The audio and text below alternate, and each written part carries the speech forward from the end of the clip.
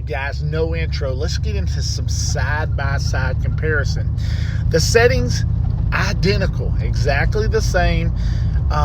May have recorded a touch differently on the Lowrance as compared to the Garmin Active Captain. Lowrance is just the Lowrance app.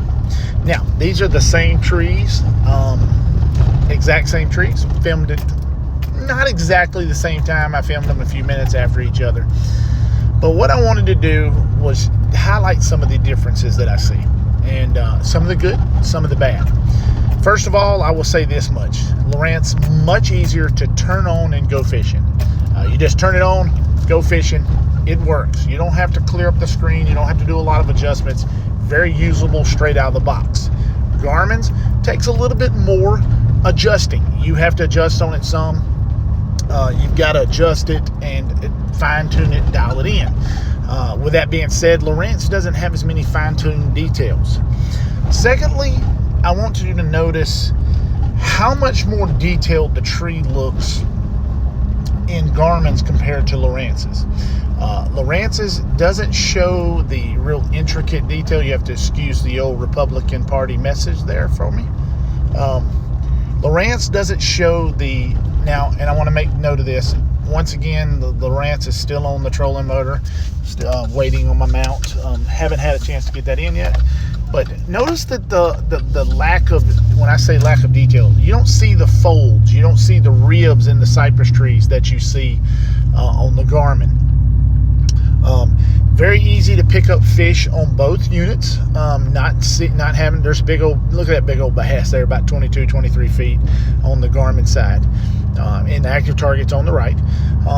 The one thing I can tell you is when you see a fish on, say, the Garmin, you kind of got to discern a lot whether it's a bass. Like, for example, you see the nebula. You can see the resemblance of the fin and the body, but it's not great.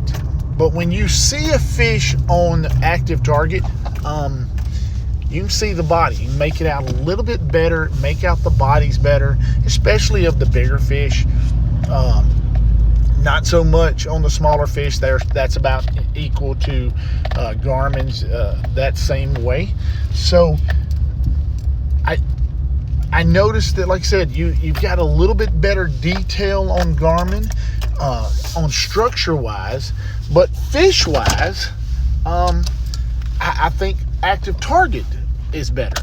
And that's crazy. Like I said, there's a big old bass swimming off the tree on the Garmin side right there. And I know it's a big bass because I ended up catching him. It's about 6 pounds. But just a lot less detail on the active target in terms of actual structure. But picking up fish and picking up bodies of fish and actual ease of use, that's got to go. The advantage has got to go to active target.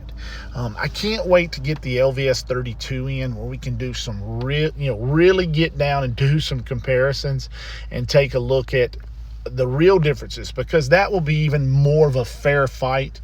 And I believe that may be where Garmin really puts his stamp on and really steps out in front. But even on the left where I'm using moss now, still looks great. But guys, thanks for watching, thanks for subscribing, and you know